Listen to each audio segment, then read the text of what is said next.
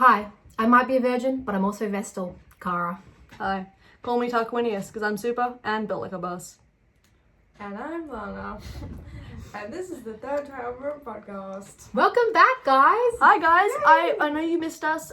It's been a while. Thank you so much for 6 subscribers. Yeah, are the so big grateful. 6, hoping for 7. Literally 6, 7. We're expecting. Oh my god, we're pregnant. Yeah, and anyone who's on my private TikTok account, Diane Smith, just letting you guys know that if you viewed that TikTok or liked it, and I know that you're not subscribed, you will be declared an enemy of the state, and we will be legally hunting you for a bounty. Now we're going into Rome. This is a serious. Yeah, it's very serious. This is very serious. Not like regulars. No. Now, we also want to preface beforehand that, just so you know, a few disclaimers, we will be expecting fan edits, fan fiction, and fan art, and also any request to be special guest, specifically if you are part of the ancient history class, and even if you're not, and you just want to come on the podcast for the vibes and the joy, please hit us up in the comment section let below. us know. Also, if write in the comments if you would like us to make a compilation of our ancient history TikTok memes that we've made.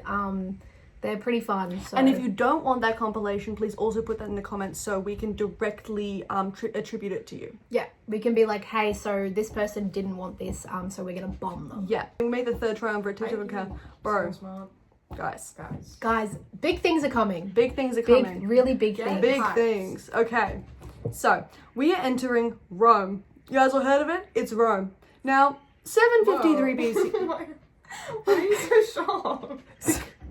It's Rome. It's Rome. Sorry. It's Rome. Why are you not shocked? Are you not surprised? What do you mean? This is Rome. Did you not know? Have you ever heard of a little place called Rome? Yeah. Have you ever heard of Italy? Pizza, pasta. You may be thinking. No, I only know Reem. Might be thinking of pizza and pasta. You may be thinking even of me.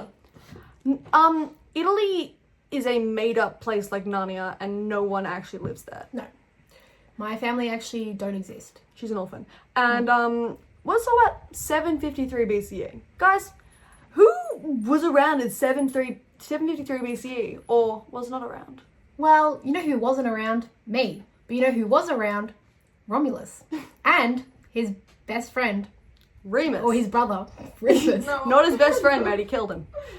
So this is called, that's called fratricide. Basically, Remus jumped over this fence, and Romulus was like, how fucking dare you? I liked that fence, and that I did not want you to jump over that fence. Stab, stab, kill brother, okay? It's canon, Remus dies. They liked different hills, and that was apparently not compatible. No, because that's like, it's just, you know, it's like the classic thing. Like, me and bro, when bro likes different hill. Hold on, let me just fan cam for a minute. For the edits, Lana. Yes. Yeah. Okay, so, Rome is going on, like, similar sort of time period to Greece at this point. We're looking kind of just at the social, political, and economic features of Rome. Now, this podcast will not be covering all of Area of Study 1 because We realized from the first one that it's quite kind of a long. lot. it's a lot, and the Punic Wars can be covered in the next one, even if it's just a shorter episode. Like, I fear that you have to let a bitch rest at some point. Oh my god. Like, we understand this is our It's a full-time lot, job, and we like- have fans waiting on bated breath every single day for a new episode to release, and I understand that. It's just sometimes you have to realize that we're human too, and you try being an influencer for a day. Literally, You know? literally. I stopped working at 5 p.m. last night. Like, literally, bro. Like, we haven't gotten any sponsorships yet. Like, the money is not No, yet coming in fact, in. one of our videos got copyrighted. Yeah, Did it actually? Yes. it actually did. I think it was the clip from GarageBand. Fuck. unfortunate. Or maybe that I said fagicide, but... That is still the funniest copyright thing. part 2? Copyright part 2. Yeah, so the next video might also copyright it because of the fact that I played Sexy Back by Justin Timberlake on it, but I think it was worth it. At the end of the day, Absolutely. we're not in this for the money, we're in this for the culture, which is why we're expecting fan edits. Yeah. Now, let's begin with the social features of Rome. Quick switcheroo, Lana, you're sitting here. Oh, Okay, guys. This is so crazy. Now, if you guys haven't heard Lana speak before, Get she's about to. excited. But guys, Lana voice reveal. We can start with a quick overview of like Rome's like Founding narratives? Yeah, you know what? Actually, let's switch around again. Okay. Can you do a quick overview of the aristocracy real quick? I would love to. Hi guys. It's me, your best friend. Did you say hi again? It's me. Do I sit here? said- Those who know. Hi again. It's me. I'm the problem.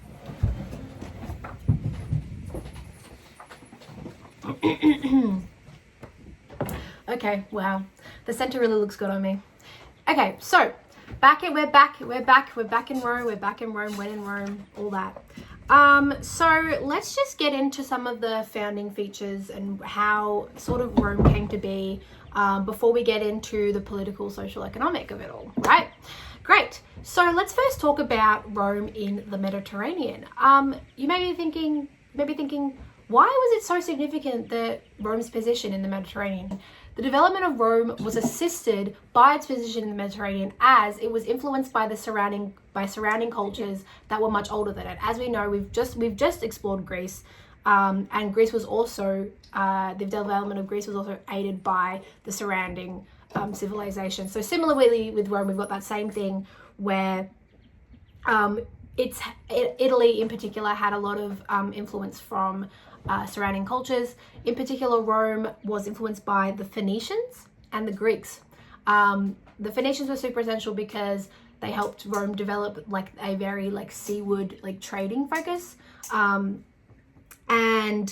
the arrival of Greeks in Italy, so you've heard of, so the south of Italy was kind of the Greek area. So that helped Italy flourish. Little Greece in Italy. Little Greece in Italy, wow.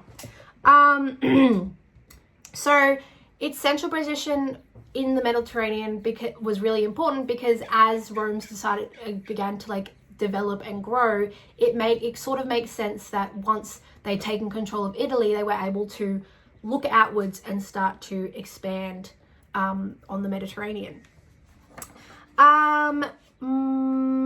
It's kind of pre-Roman Italy is just kind of boring.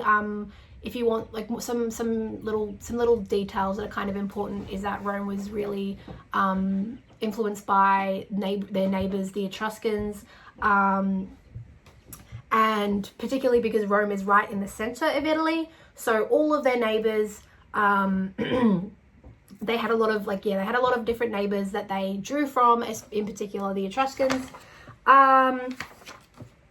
and yeah, but let's get into the founding narrative. So as you might have heard a couple of them, they're pretty popular and they're very, in terms of forming the Roman identity and what Rome is, they were really super important.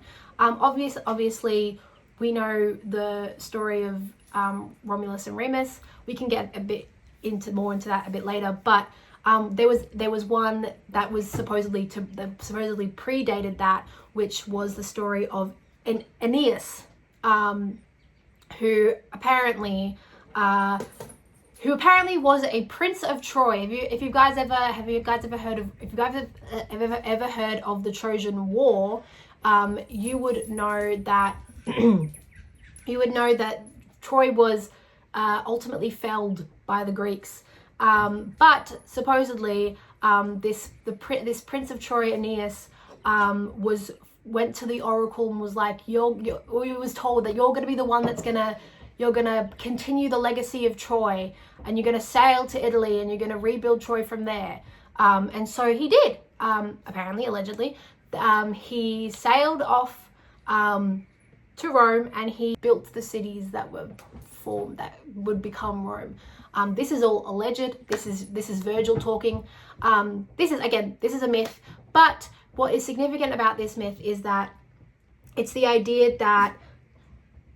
Do you want Sorry, I put my hand up. I just wanted to talk because I was, guys, a little bit off topic, but I'm currently reading a book called Unruly by David Mitchell, and discusses. Shout out. His first chapter is about King Arthur, and it starts with King Arthur is a lie, and I think that this is actually a reflection of literally just the human condition of. Same thing with ghosts, where people talk about it so much that people think, oh, there must be something in it. But it's really just the human condition of believing that they need to come from something greater. And I think it's really interesting when people talk about foundation narratives, such as Remus and Romulus, such as Aeneas, such as King Arthur, like, it's all like narratives to make the Romans feel important, when in fact, in reality, it's most likely that none of that shit ever happened. It's just false. Yeah, so according to most modern historians, it's likely that the story of Aeneas was used to sort of make their civilization seem as old as the Greeks, to sort of validate their, what's the word, like their significance as a civilization. The long-standing. So yeah. Old money versus new money. Literally, bro. Rome is new money in this situation. And so Rome as a republic and Rome as a empire is built on these narratives, which continues with later on with the Romulus and Remus one. As we all know, Romulus killed his brother. He was and became the first king of Rome, founded the Senate, etc., etc. It's also reflected in their battle strategies occasionally. But Conquest of AI, we'll find out about that later. But like, you know, they think about their ancestors sometimes when it comes to their battles. Yeah. So this, but significantly in terms of Roman identity, the myth was really important because it entrenched a deep militaristic values in Roman identity, or what's the word, justified Rome's militarism, because obviously Rome was firstly built on fratricide, on a brother killing a brother, and then also they were allegedly the sons of Mars, or the Greek god Ares, so the god of war. So that sort of, you're justifying and that idea, like that the Rome was intended to be destined to be a great military power that was going to conquer the entire world, that sort of vibe. So yeah, that's kind of what we're setting up. So Romulus was the first king, and then we get into the regal period, and then follow by the Republic. The regal period, again, also sort of mythy, because the stories kind of fit too perfectly. I'm a denier. Yeah, I'm a full-on denier. It's honestly most likely that, because there are 7 supposed kings. For a long time, believed that all of them weren't real, but I think 250 years, 7 kings is fucking stupid. Yeah, and they also, each of them are sort of attributed to very important features. It's like, oh, this guy did the Circus Maximus, and then this guy did the religion, and then this guy, like, it's like, this is too neat, it doesn't really work. Yeah, these are just characters you got. But it is likely that, I think it's like the last 2 or 3 kings were possibly real. But yeah, so Tarquinius Superbus was real. But we'll probably get into that a little bit more later, so I'll let Lana talk about some just general social features. In the middle, right? Yeah, bro. Hold on, ready? Okay, cool. Yeah, and there you go. So, basically, I'm also going to be talking about religious ideology in Rome. Period. So there were 3 main religious institutions, or not institutions, but features. Mm-hmm. First of all were the Pontifex Maximus. Period. And he was the main chief executor of, right here in my pants. Yeah, exactly. Continue on. Basically, the Pontifex Maximus, this was important because he I mean, probably yeah, most likely was most likely a patrician woman with a beard. And this is important because you had to have political influence if you were a Pontifex Maximus. So would you say, Lana, that religion and politics was very interwoven? Funny you should ask that, Cara. That's actually a crazy statement because yes, I think that they were very much intertwined. What? Could you possibly give us what makes you say that? Well, also because many religious officials also held political power. And influence, would you say? Yeah. Yes, such as the augurs, who were basically kind of crazy. Sorry, bird. Yes. So It's telling me things. they measured the measured. They kind of did. Yeah, they they were reading. They were certain. reading. Yeah. They like basically looked at nature and they were like, okay, so since this bird is like flying, that means that We should go to war. we should go to There's war. like some sort of great tower, but was it the Yay. Trojan Wars of like an eagle with a snake in its claws, and that was like a great sign of something. I don't know. But they Yeah. basically read bird. But guys, fun fact, so sometimes like they didn't have any birds, and so this one time they had to get chickens. And they basically just like observed the chickens and they were like, okay, so like, should we go to war? Like, what? Yeah. And the answer was always yes. Yeah, the chicken was like, yes. But basically, so religion, politics very much entwined. Like, if they were like, so we can't go to war, Because the chicken said no. yeah, because the chicken said no. So, why did the chicken cross the road? Like, to get to the... Why did chicken cross the Rome? To get to Palatine Hill. to get chicken cross the Rome to get to Palatine Hill, right? The road to Rome was open. That's crazy. So, So, but also, Vestal virgins, important Yes. political figure.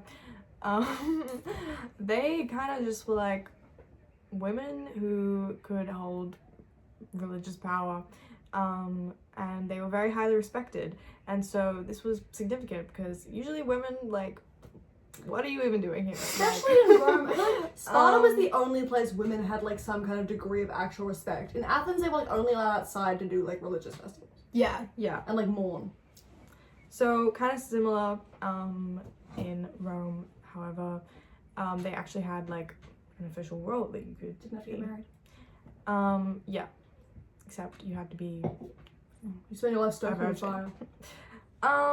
Okay, so that's like it for religion. Is anyone else want to add anything to that? I don't think No? so. I think it's yeah.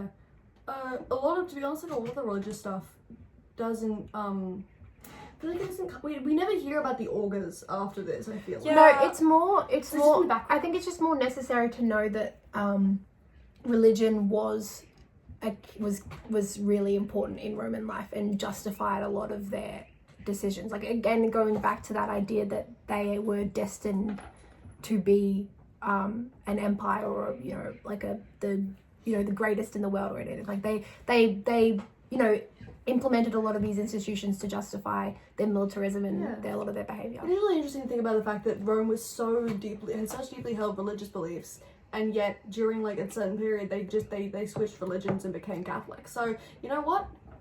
Who cares? We don't even cover that though, so it's fine. Catholic. The Roman Catholic Church. Who fuck with Pope Leo? Unnecessary. Huh? Who fuck with Pope Leo? Me. I don't fuck with Abrahamic religions in general. Well, I saw a TikTok that said he played Wordle, so I was like, yes. I fuck with him because he's pro-Palestine I fuck with a few of the things he said, like when And he was pro-life. talking about I am and anti-Trump. he's like I hate when people say they're pro-life and they're pro-death penalty and pro the stuff that's happening in Gaza. So I was like, okay, I appreciate that you're saying that, but once again, I do not like the Catholic Church. Hey, me neither. I mean, So true. sort of. Well, that's Maybe. another story I for don't another know. time. Yeah, we'll get into that. Besides the point. Third time so podcast is not only happy history. the paterfamilias. Native familiars. This Sound was the eldest male in the family who basically held power over like the entire family. So even in matters of life or death, basically they had to like approve if a child was born, and they were like kind of like the F4s in Greece, low-key. And But explain the F4s in Greece, because people might not know if they're watching Yes, the podcast yes. for the first time. so the F4s in Greece, I don't remember anything apart from that there were 5 of them, and they were also One Direction. And Yes. they had to like Their role was to check the power of the king, wasn't it? Yeah. yeah, No, well, no, that was the jury. they did Wait. daily affairs.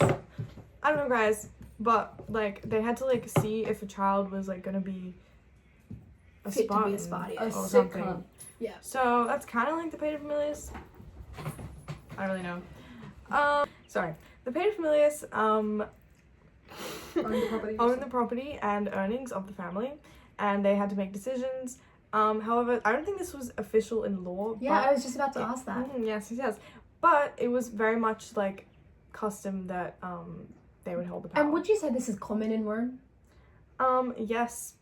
I would say, no. Yes. Yes. Because basically the familiars kind of like reflected the ideals of the Roman state, and it very much showed values of like power and like Duty to the state. And there were a lot of things that weren't written in Roman law, but they were just like taken as read that you would do that. But then when someone doesn't do that, it's like the Senate. Yes. the power of the Senate. Yeah, Yeah. The power of the Senate is a shadow on the wall. Literally. As Tyrion said. Facts. Wow. Okay, so now we're gonna move on to women. Except they kind of like didn't really have that much of a role. Yeah. Apart from Being in a the Vestal Legends, but they couldn't hold political power and they were like irrelevant. They were kind of in the uses like tools for like marriage pacts and stuff like that. Like we'll talk about that more with like the third triumph, like the third. The first like triumph. Oh my god! Fuck. Slavo. Slavery. So.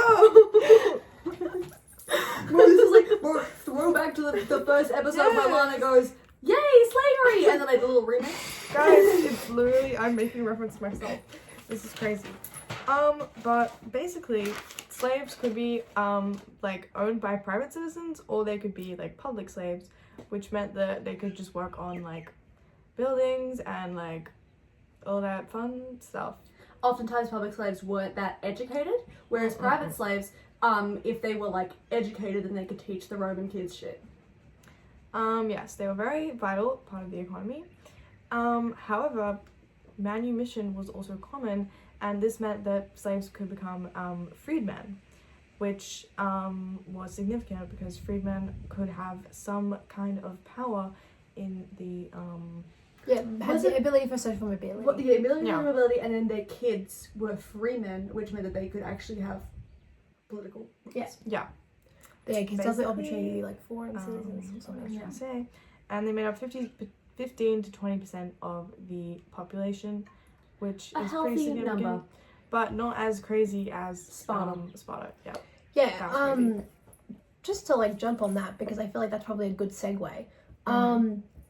A key feature of Rome, especially in its founding in the early days, and what enabled Rome to become a greater city was actually its ability to, improvise and allow people from the outside to become part of Rome. Like you hear, like even in when Romulus founded Rome, it was just a small collection of cities, and And the idea is they tell the story of how Romulus extended citizenship to anybody who wanted to like come in. So it could be, immigrants, so people fleeing, like, what's the word? Like people seeking refuge, like, so runaway slaves, foreigners, etc., etc., etc.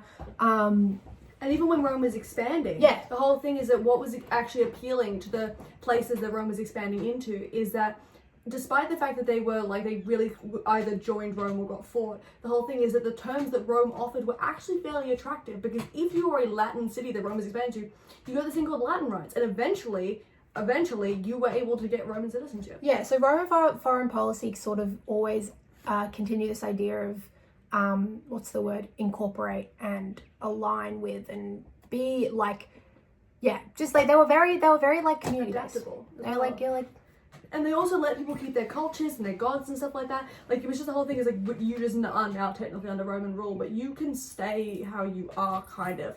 And that was just kind of appealing to city-states who were like less powerful. They got Roman protection, and also they were going to be part of Rome whether they liked it or not, so they may as well accept the nice like little benefits they get. Exactly. Eventually they all got the grand old. Eventually they got citizenship And voting rights. Yeah. Kind of crazy.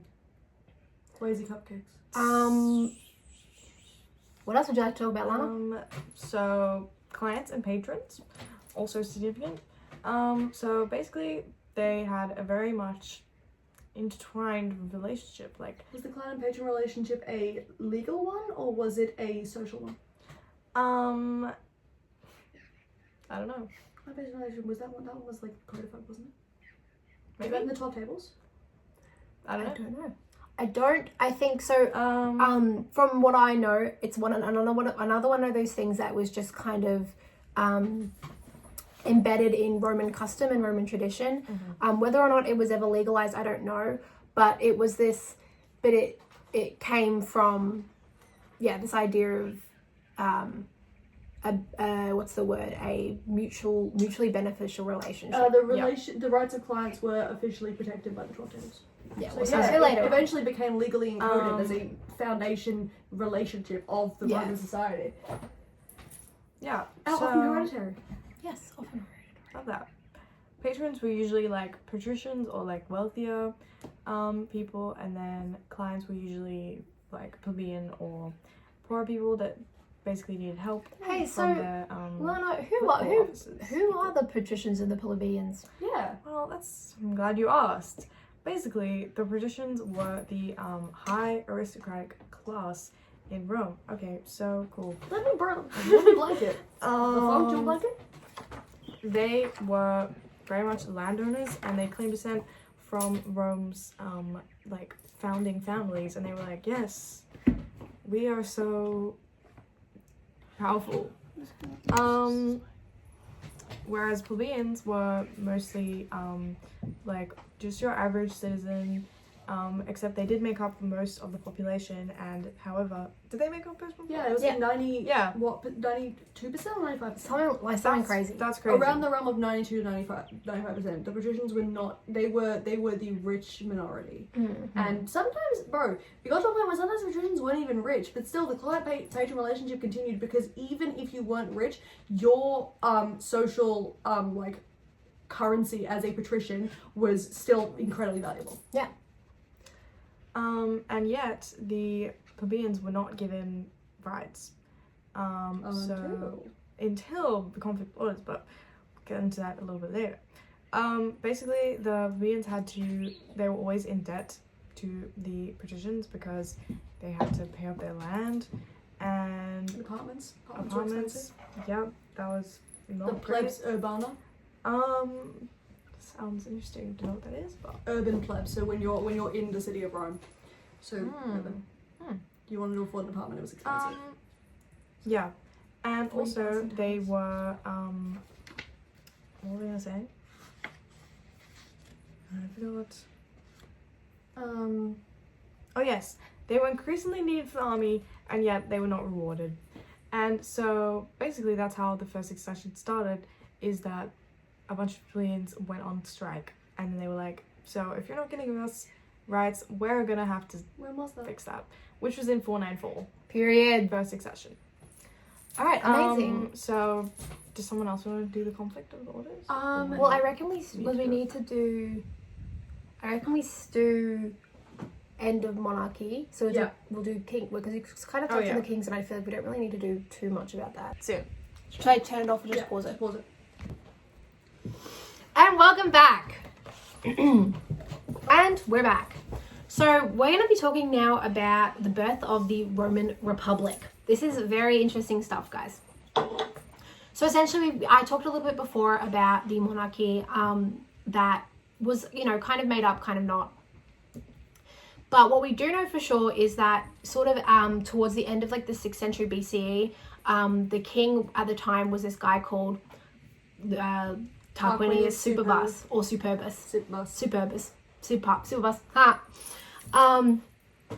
And people really did not like this guy, mainly because his son was like involved in the rape and murder of this young woman. Lucretia. Yes, the virtuous Lucretia. And so in response to that, there was a revolution called also like the what is it? The Republic, I don't know, whatever. Who assassinated? The Revolution of 509 and the assassination of Tarquinius Superbus was done by this guy named Lucius Julius Brutus. And you'll find that with a lot of these tales of the early years of the Republic, sort of reflect the values of and the ideals of the Republic. So, because a lot of them are made up, especially, but not made up, but like they're made up by Virgil or whoever, some historian. You guys know No King's Day in Sorry, the US? Livy. Like the No King's Day in the US, very similar to the ideals of the Roman Republic. They did not like kings, and so oftentimes there was a big anti-king type thing going on, and so that was kind of formed at the death of the Roman aristocracy. Yeah, so it's instituted a distrust and a distaste for tyranny and a monarchy in Rome, as well as so Lucius Junius Brutus. One of the more significant parts of the tale was that his sons were doing some sort of they were being traitorous. They were making deals with the other side, with Tarquinius's his followers, and and so as his first years of consulship in his rule, he made the decision to he executed his sons essentially. Which again, as we were talking about before with the paterfamilias, it sort of instituted these values of the paterfamilias and this idea of loyalty to the state and duty to the state above all else. So that was incredibly important. So if we keep in mind that the Roman Republic is built on the ideals of duty to the state above all else, and a distrust and a hatred, or deep hatred of the monarchy. Autocracy, they don't like autocracy. So the political system that was then there built basically was characterized by various magistracies that were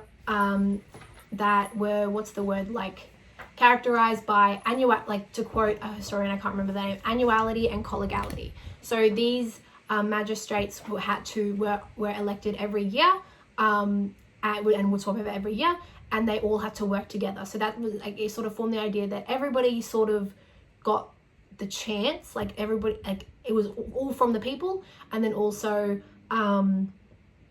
they all had to nobody could be more powerful sort of than the other, if that makes sense. You'll understand when I talk more about it.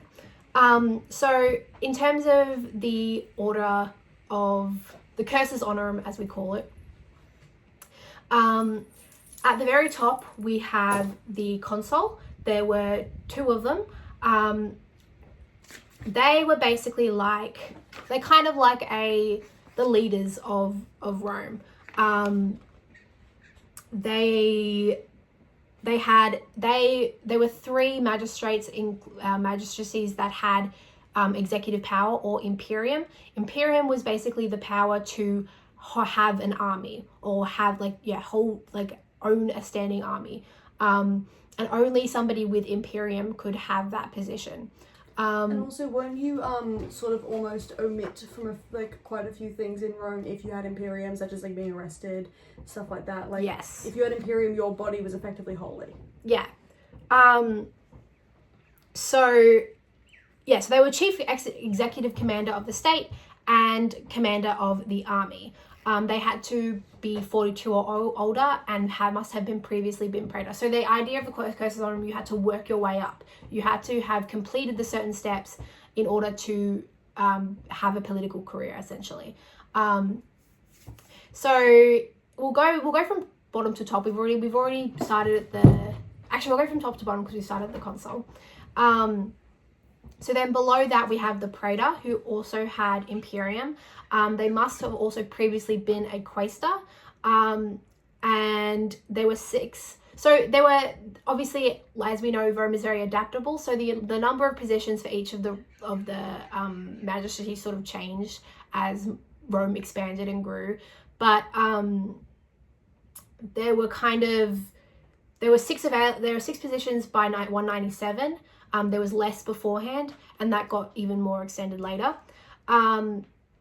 the praetors usually just dealt with civil administration, just the works. Then there's the tribunes. That's not necessarily part of the cursus honorum. We'll be talking more about that later when we talk about the conflict of the orders.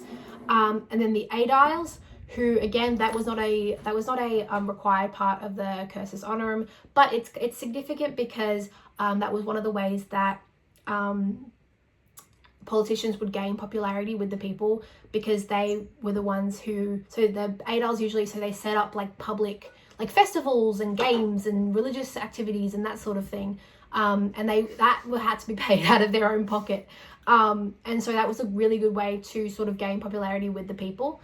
And then sort of at the bottom, there was the quaestor, so they must have completed military service, and they were they were in charge of public finances, just sort of like very low level, just sort of basic things. Similar to a lot of ancient societies, if you want to get out of politics, you'd be in the military first. Now, this is also important because in Rome at this point in time, people in the military weren't actually getting paid. So to be part of Roman politics, not only at this point you probably were a patrician, but then also you had to be wealthy enough to have not only gone through military service, but also there was a lot of like buying your way up. People would get sponsored, like it was a big thing of like every sort of big political figure you see in Rome most likely was a wealthy, born into nobility. Yeah, essentially, yeah, basically. And so that's a good way of looking at it in terms of like the assemblies. So if we remember that because military is the most important, so the way that Rome is structured is primarily based around its military, the way the assemblies were also broken down in a similar way. Most magistracies were elected by the officers with imperium, so the praetor and the censor, so the consul, were elected by the centuriate. Whoa. Sorry. Were elected by the centuriate assembly, who voted on the highest matters of war and peace. And they were the centuriate assembly was basically sorted into groups that were initially their military units, and these were based on wealth. So each century, so like it was like I can't like, it's kind of hard to describe, but there was the cavalry, and then there was the first, second, third, fourth and fifth property classes, and then there was the lower centuries. So yes, that'd be good. And that was sort of based on how much wealth, how much property, or like how much wealth you had and how much property you owned. So while it was a sort of like a democratic body, it wasn't really truly democratic, because they didn't all have an equal the weighting wasn't equal in terms of voting. So the cavalry and the first property classes had were worth how much was it, like 9, so they controlled the majority of the votes. So 98 out of the total of 193 votes were from the first and property class and the 18th and the cavalries, which is significant because that was significantly less people, whereas the lower classes had much more people, but were sort of were divided more condensedly into the different property classes. And yeah, that was just kind of, yep. That makes sense. Does that make sense to you guys? Yeah. Awesome. And then they had the tribal assembly, which again, doesn't really come into place until after the conflict of the orders, so I won't really need to talk about that much. But what is important in terms of magistracies and stuff, the assemblies and like were created, so in order to like, what's the word, put everybody into their property class and into their like thing, into their census. There was something, there was a magistrate, there was an office called the censor, who basically did we all know the English word census. So it's when you collect the data of a population. This is what the census did. So it organized all of the citizens into their separate classes. And it was seen to be a very, it was a very, what's the word, like, prestigious, like, position to hold. Like, it was like you held, it was art. So it was usually for former consuls and very well loved politicians, because they were elected only every 18 months. No, it wasn't every 18. It was basically they only held the position. They didn't hold the position for a very long time. And for few and far between, essentially. But one of the most important features of the Roman Republic was its Senate. So Romulus is said to have founded the Senate. It originally consisted of 300 patres, or fathers. And these were essentially, initially, patricians who were wealthy patricians. And they, they held custodial power. They had the power and the force of the custom and tradition of Rome. So everything had to be approved by the Senate, and they hold and it's significant as we come to later the Republic, as they had to I don't know how to word it. I don't really have one thing here on the Senate, but The Senate, like the royal Senate? Yeah. An advisory body of magistracies that you had to, normally you would pass legislation through. Yeah, exactly. But that was their thing. You pass legislation through them, it was kind of taken as read that you would do that. Yeah, exactly. So technically you didn't if you were a consul, you normally passed legislation through the Senate, but you didn't have to.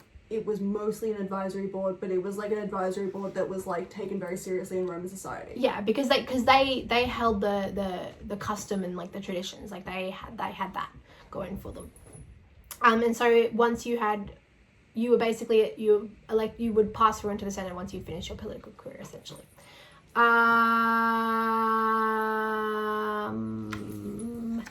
And yeah, is there anything else we need to mention in terms of political before we go into the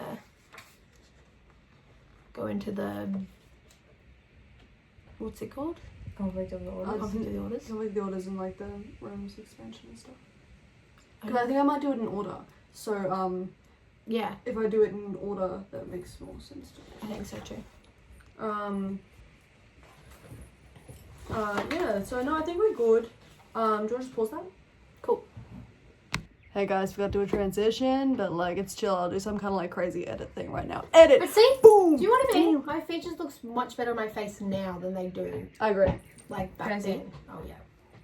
Do you wanna reveal it to the pod? You look so cute. No, I look cute. I just look young. It's not a bad thing. I look the same. It's just that I look older and my features, I've grown into my features more. It's not. No hate to me back then. No hate to me now. Okay, so we haven't really traveled forward in time, which explained the societal thing, but now we're gonna explain, basically, as most places in the ancient world, I need to stop calling Rome a Peleus. Seriously, it's bad. They want to expand, okay? They're trying to become a freaking hegemon, all right? And so they start doing that because there's this thing called the Latin League, and they want the rights that the Latin League has, things like intermarriage and stuff like that. They want that. So they actually go to fight a bunch of people in the Latin League at this thing called the Battle of Lake Regulus. Well, because wasn't the whole thing is that they wanted recognition as a power in Rome, yeah, they weren't being treated with such sufficient because at this point, guys, Rome is still just Rome. It's still set, so they're kind of only just the city in central Rome. Yeah. And so there are a bunch of states other Italian cities sort of formed this thing called the Latin League. And Rome is not part of that. They'd intermarriage their commercial rights, bro. Then Rome wanted a slice of that Latin League pie. Okay, and so the Tarquins, they took the Roman forces and they basically fought the accumulation of different Latin forces at the Battle of Lake Regulus. Okay, and they won. They won this battle, and it was really important because Rome actually became the leading city-state in Latium, and this is really important for them. And it just like they became like really this sort of started Rome's power in Latin, and so a lot of the Latin allies became like friends with Rome and stuff like that. And also what was it? There was the Cassian Treaty. Anyone want to chat about that? Yes. Want to chat about that, boy? Yes, I do want to chat about that. I love the Cassian Treaty. So basically, Shout out Cassie. Shout out Cassie. Hi Cassie. Hi Cassie. If you're watching this, hi, we love you. Basically, the Cassian Treaty was really significant because it was the first treaty that Rome had signed with its neighbors. It was with its first ever allies, right? And that sort of set the precedent for how Rome was to go about its foreign policy. So Roman foreign policy was pretty unique in the ancient world, just because it was so inclusive. And so this idea that it was a mutually beneficial sort of agreement was continued following this treaty. So it was like they wrote up this treaty. They were like, hold on guys, this is a great treaty. Let's 493 BC. Yeah, let's do this again and again and again and again. And again and again. So they followed this sort of structure Again. With other states. Again. Yeah. Again. And so basically, yeah, the Cassian Treaty was signed, and Rome was like, all right, I now want power. And as we know, trade routes are very important. And the main trade route that's kind of going through the area of Rome is this river, so the River Tiber, okay? And the River Tiber is the main trade staff is controlled by this city called Veii. Veii. And basically Rome was like, I want a slice of that River Tiber pie. Once again, they're hungry. And keep the River Tiber in note, guys. Keep the River Tiber in note, please. And basically they decide, hey, I'm actually going to attack Veii. And this is a 10-year-long siege. They basically siege the city of Veii from 405 to 396 BCE. And the way that they win this battle is by tunneling under the city like little freaking moles, okay, and going, and getting them. Now, just to remember, guys, this is Loki, and this is they're shouting out to their ancestors. They're shouting out to their ancestors, being like, hey, remember that Trojan horse? Remember it? Remember that? Imagine the Trojan horse was a mole, and I'm the mole, and I'm digging. And that was their thing. And basically, a few things, Rome established powerful trade routes around the River Tiber. Apparently, according to Livy, not my mum's called Libby, soldiers may have started getting paid at this point, which is important. But in between the... Wait, one more thing. Apparently newly acquired land was also shared out among poorer citizens, which increased the what's the word, the amount of people that could be in the army. Yes. And also, between the Battle of Lake Regulus and the Conquest of Veii, which I forgot to mention, was the first the first succession during the conflict of the orders. There was 5 different successions. The first succession was the founding of the Tribune of the Plebs. The Tribune of the Plebs wasn't stated. There wasn't actually a law named after it. Sorry, guys. And also, before the Siege of Veii, once again, there was another thing that was created, which was the 12 tables. You want to chat about that? Wait, do we want to go into more detail about the Tribune of the Plebs, or do you want to... Oh, yeah, Well, just because it was important, just because it creates... So, the Tribune of the Plebs basically became known as the champion of the people. So it had the ability to veto the rule of any other magistrates in order to take the thoughts, feelings, needs and wants and whatever of the greater population, and that also led to the creation of what was called the plebeian council, which elected the Tribune of the Plebs, and later became sort of the later on, we'll talk about it later, but became the major legislative body in Causing Rome. all, yeah. But yeah, we can talk about the 12 tables. 12 tables. Imagine what Draco did, but it's the Rome time, and it was 12 tables.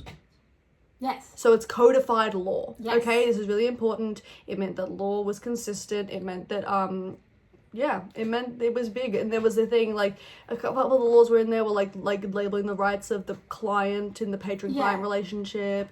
So essentially because even though they had passed, even after the first secession, there was still obviously there's still inequality still existed between the plebeians and the patricians, and the need for a written set of laws became very apparent. So this enabled for the rights of the plebeians to be codified in law. And it was also really important just in terms of in Rome in general, in the development of Rome, in terms of like state formation. So them becoming a more unified and cohesive state that had a established constitution and Do we actually know what was on the 12 tables? No. No, they don't exist. Now, speaking of that, everything that has happened so far, we don't know. Because no clue. Next thing that's come up, the sack of Rome by the Gauls. It was either in 390 BC, we normally use that date for it because that's the one that Livy said, but Polybius thinks it was in 387. So I would say we're sticking with 390, so ignore 387, let's remove her off the screen. But 390 BCE, basically, the Gallic tribes were basically, they were nomadic tribes they were called the Cistercine Gauls. Basically, they were from they were like the north side of the Alps. Yeah, so think of where France is sort of now, like the France, Germany. I mean, my geography is terrible. If we want to pop up a map of Italy, it's sort of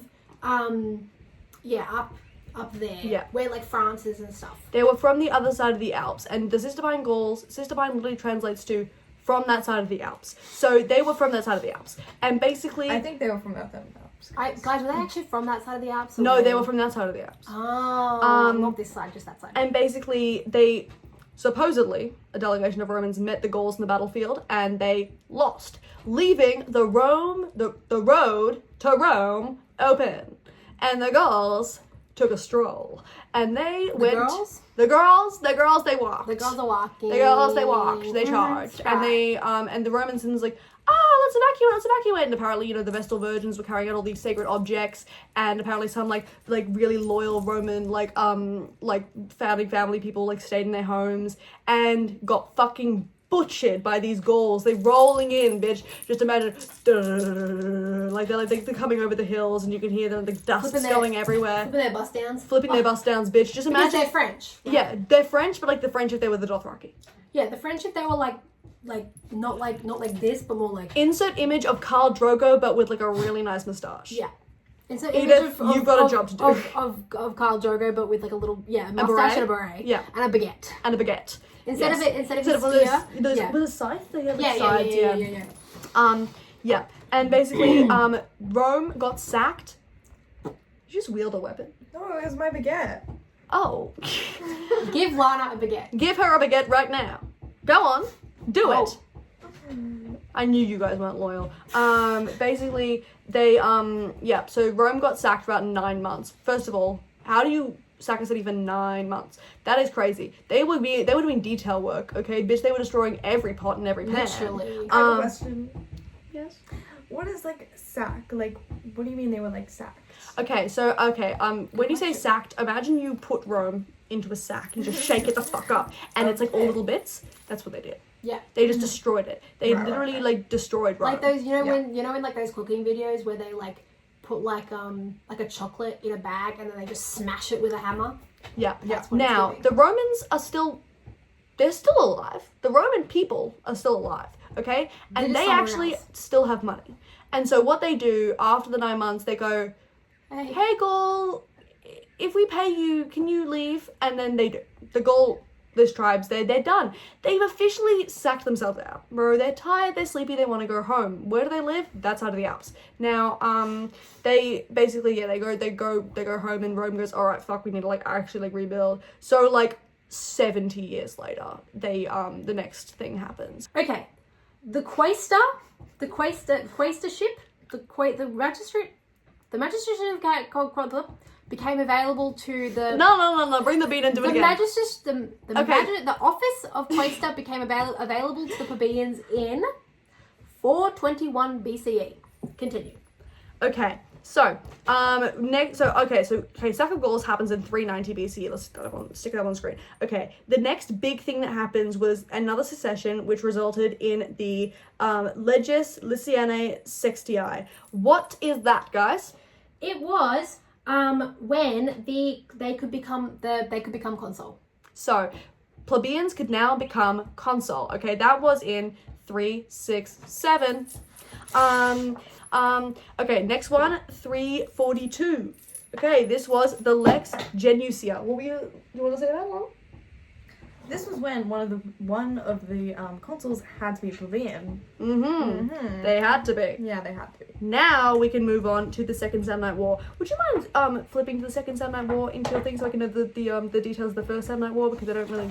The First Samnite Wars is just them getting frisky with the Samnites. Yeah, there was just them kind of like building their attention with the Samnites, because they were like allied with the Samnites, and then they did something against the Samnites, and then the Samnites were like, what the fuck? Oh wait, we should probably talk about the Guys! Latin Wars. We forgot about the Lex Canulaia. The Lex Canulaia is not right now. Yeah, it's Yeah, it was in 445. Why the bitch isn't even in the timeline? 445. Okay, so sorry. Squad. Reinstate. Audio. So let's say put like conflict of the order changes. Plebeian of the champs. Plebeian of the chips. Tribune of the plebs. Lex Canulaia. So that's marriage. They Lex, now can you lie with her? Canulaia. Yes, I can. Get it?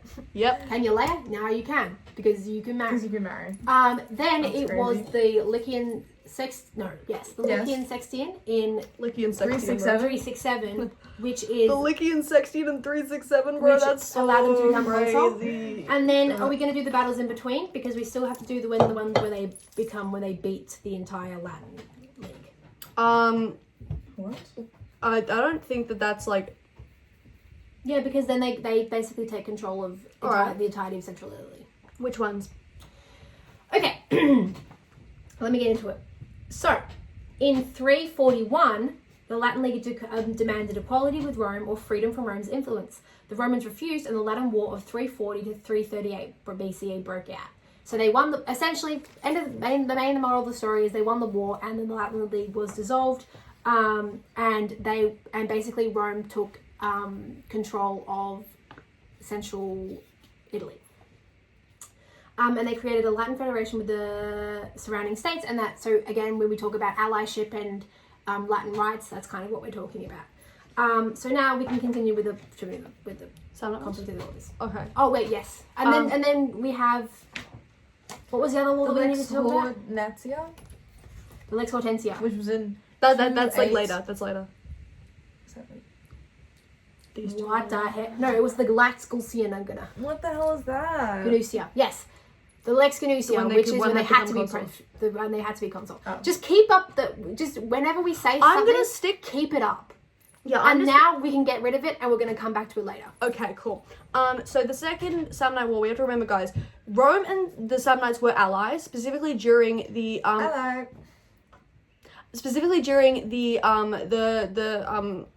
sacking of Rome by the Gauls, because the Romans really needed protection, but they didn't really need their protection anymore, and both Rome and the Samnites were growing, bitch. They were growing, they were expanding, okay? And basically, obviously, Rome had done this whole like conquest in Latium, and they had gained a lot of power in central Italy, and the Second Samnite War broke out when Rome reneged a treaty which had concluded the First Samnite War in 431 BCE. And established colonies on Samnite land, particularly one colony called Fragile, okay? Which was a fragile thing for them to do, hey? Okay. The Samnites, so the Samnites were not, now that they had access for consulship, plebeians sought opportunities for war and glory.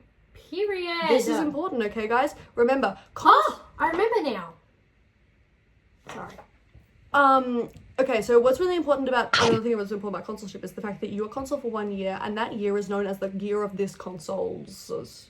So if you are a consul and your year comes with a lot of like glory and sick stuff, people are gonna remember you. People are gonna remember, hey, remember the year of this guy? And if you don't, then people are gonna be like, Who the fuck would I who the fuck was even that, bro? What year was that? What Like were you, Bibulous. Yeah, like Bibulous. Moment of silence. Yeah. And basically the Romans and the Samnites just like were like, they were on and off battles. Like they were like, they were on and off for a while. Okay, this was a messy relationship from 326 to 304 BCE. The Roman the Roman army got trapped by the Samnites in the Caudine Forks. So the Caudine Forks there was like a really humiliating defeat for the Romans. They had to pass under the yoke, show egg, and it was like really embarrassing. Yeah, and so like obviously like the battle like was kind of like, honestly, in terms of Roman history, like a gap, but in terms of like the significance of it, it was like kind of important because it led to the Romans adapting their military tactics and forming what is known as the Manipular Legion. With the maniples, bro. And the Manipular Legion kind of just surrounds, so, okay. I'll put up a diagram on screen and I'll point to stuff. Okay, so at the back in the reserves, you have your veteran soldiers, okay? In the middle, what we have here are our kind of like normal soldiers, middle of the ranks, okay? And at the front, we have our newbies. And then on the sides here, are little bits of cavalry. Now the way that they're stationed is so like an airport attack, like you know in the airport. Yep. And here are your exits, and up the front, and okay, and yeah, exactly. And basically they were designed so you could like through the ranks, each like line could sort of travel through the other. So like, you know, if you need your cavalry to like run through real quick, or if you need your normal soldiers to run through and help the newbies, you can do that. And the veterans are in reserves. You don't lose all your veterans, because losing your veterans is really annoying because they're like really good and well trained soldiers, even if they are like 40. And yeah, so basically they redid the Manipular formations, constructing Via Appia, which is what it's called, kind of, as well as Manipular formation. Yeah. Appia, Via Appia. And the Romans, they kind of drove the Samnites back. They went, yeah, back. And, yeah, so, and they gained Capua. During the construction via Appia, they allowed Roman troops to move very quickly through areas, and they won the war. So Rome had extended its infrastructure. Remember, the Samnite city was actually stationed also very close on the River Tiber, so they had excellent trade routes. Once again, they love their trade routes on the River Tiber. Very important. May as well be like the Aegean. Yes. The Roman territory expanded significantly, and Rome was the strongest power in Italy. Yeah. So that meant that they had more territory they could also distribute to the poor. What the fuck? I just got killed. I got attacked, I got killed. Help, I don't know this. Do we want to play, You were covering my face. do you want to play, 99 Nights after this? Yes. Yeah, so, Romans could, yeah, once again, yep. And then, yeah, so they also, once another thing, what do they demonstrate, guys? Rome's adaptability. That was their thing. They were adaptable, they were moldable, like putty. And, next up, guys, what should we look at some after the Second Samnite War, we have The Algonian War. The what? the abolishing of debt slavery What? Where the hell does that come in? Bruh. in 326 BC. That isn't. Where the helly the fuck is that? Hey, what about the other wall? This one? Yeah. We'll get to that. Okay, cool. It happens. Why is this like so confusing? Like, why are they like? What? I fear. Where does You know this what I mean. debt slavery come into? Oh wait, hold on. Pause. Okay, I'll explain the debt slavery because I can just read it here.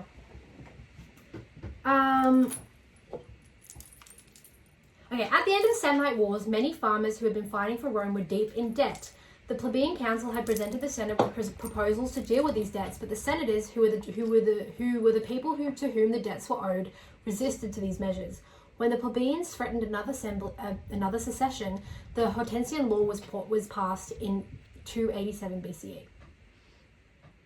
So that's kind of like way later on. Period. That's like, Well, but yeah, so basically, like in Rome, the poor people were in debt to the rich people, and so out of that came political change.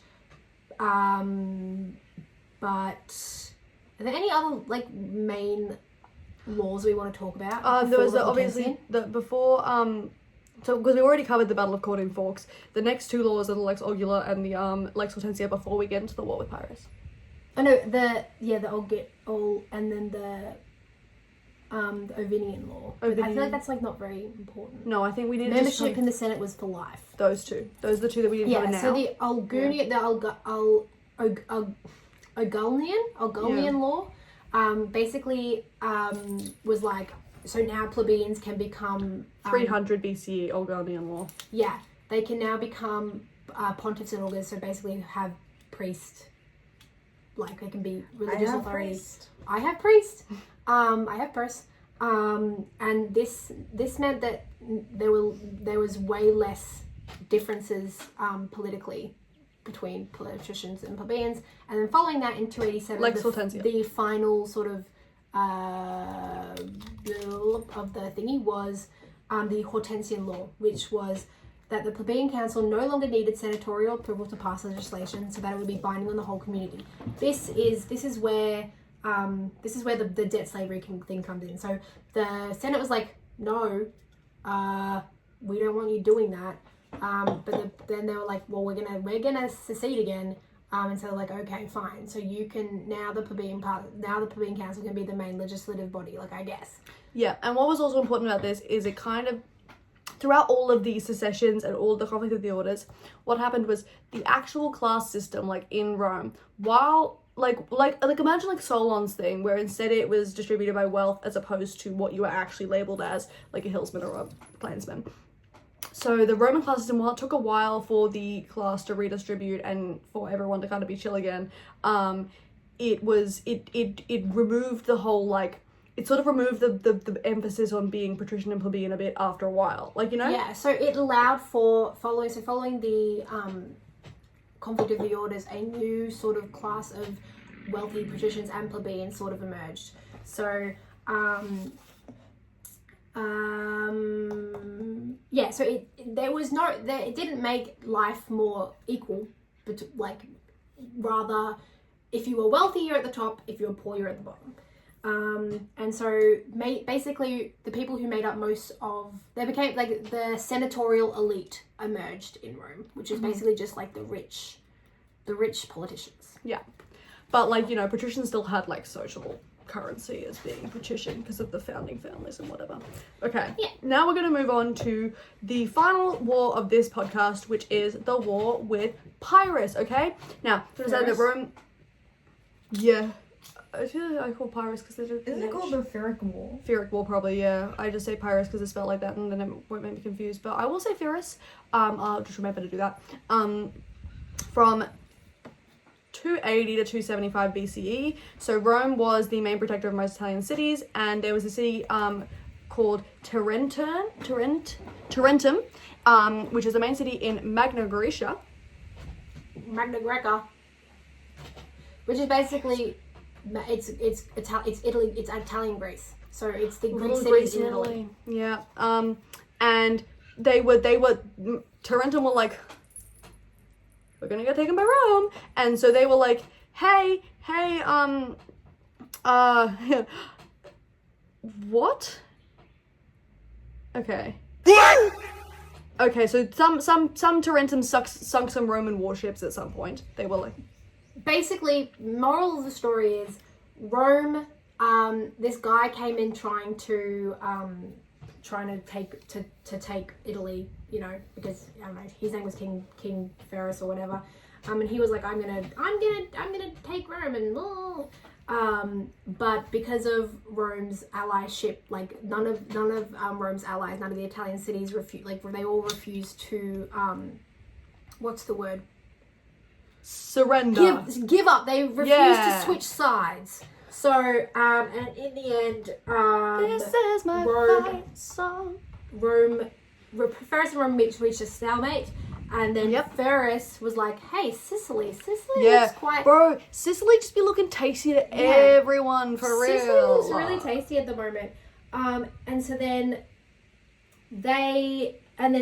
because Sicilian Greeks so Sicily is Greek at the moment, And then they were like, hey, Ferris, come help us out against Carthage. And then when Ferris came in, the Cilicians were like, hold on, you're kind of scaring me. Rome, can you come help us, actually, instead? And so Rome was like, yeah, of course. Also important, what key military thing did Ferris use? Elephants. Okay, guys, elephants will come back, bro. We'll start the Punic Wars next podcast. But basically, elephants, the key role of elephants, because you'd think, oh, that's like effectively a tank. Nah, it's still a living creature. It's got fairly, you can kill it fairly easily, but the whole thing is that it freaks the fuck out of the cavalry, because cavalries need to be desensitized, and no one thought of desensitizing the cavalry to elephants. So they were freaking out. Wait, hold on, I got it wrong. So Sicily asked for Ferris to come and help them, and then against Carthage, and then Carthage got freaked out, and then Carthage asked for Rome to come, and then keep that in mind. Yes, and then the Sicilians then became afraid of Ferris, and then Ferris was defeated by the Carthaginian navy and the Roman army, and then he went back to Macedonia, and then Tarentum, along with other Greek cities of southern Italy, had to become an ally of Rome. That's kind of the moral of the story. Sorry. Oh, good word. Audio listeners, I'm sorry. Again, they're bleeding. Think about foreign policy. Rome offered very attractive deals to She's swimming. its allies, and she's they were dancing. sort of forced to... So attractive. Oh, you're doing both arms. You can't even see, guys. Audio listeners, she's doing both arms. But basically, so Rome, and this would become like, because the reason that Rome had to come and help was because they felt a sense of duty and of like a sense of duty over their allied states, and so they had to come out, and then this would continue again, and that would bring them into the Punic Wars. But yeah, that's kind of like the main thing. Ooh, yeah, and basically, so they got a bunch of resources, they got a bunch of land. Once again, helped them with the yes, and that would like help aid them in what was to come, because guys, big battle's coming, but that'll be next podcast, because every single area of study 1 is ridiculously long, as you can see from our first podcast. By the way, guys, apologies for that podcast, slightly strange one. Don't ask why we're orange, and also don't ask why everything is confusing. Don't ask why I can't actually speak in a sentence. I thought it was great. Hey, thanks, bro. Yeah, we come from humble beginnings. Exactly, guys. This was our origin story. Just remember that. Yeah. When we start lying and saying that we've always been good and naturally talented at this, just letting you know. Just look back. You look back and you have the proof, okay? You know? It was so long ago. Yeah, bro. Last week in dog years is like long as fuck anyway, so. Guys, do you have any final thoughts on Rome that we want to share? Please add your questions. Please, in the comments. If anyone actually is watching this, like genuinely, if you have any questions, if you have any ideas of stuff you want us to cover. Actually, guys, we should do it. When we make a TikTok account, we'll do FAQs. We'll do a thingy, FAQs, and then we'll put your questions in the comments, and then we'll do a video on answering your frequently asked questions. Yes, and it can be anything. It can be like, what's your favorite food? What's your favorite color? Do you think that Romulus would have served? Do you think Romulus's ass was really that fat, or do you think it was just the fats? Exactly. What does that mean? No one knows. Do you think Rome would have been better as Reme under Remus? Yep. Do you think Tarquinius Superbus really was secretly Superbus? Or was that just a rumor? Yeah, was that just a different superhero? And do you like us? Yeah, do you fuck with us or no?